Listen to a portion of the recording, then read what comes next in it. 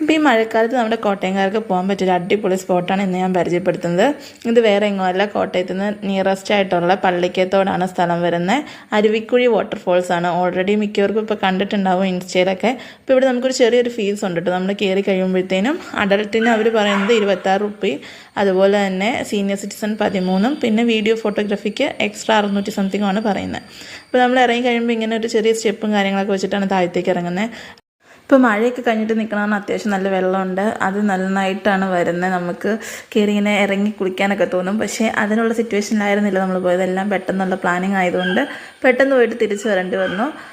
പിന്നെ ഇവിടുത്തെ എനിക്ക് ഏറ്റവും പ്രത്യേകമായിട്ട് തോന്നിയത് ഇപ്പം അത്ര തിരക്കില്ലാത്തൊരു സ്ഥലമാണ്. നമ്മളിപ്പോൾ എവിടെ പോയാലും പ്രത്യേകിച്ച് ഇൻസ്റ്റയിൽ റീൽസൊക്കെ കണ്ടിട്ട് ഓൾറെഡി എല്ലായിടത്തും ഭയങ്കര ആൾക്കൂട്ടം തിരക്കൊക്കെ ആയിരിക്കും.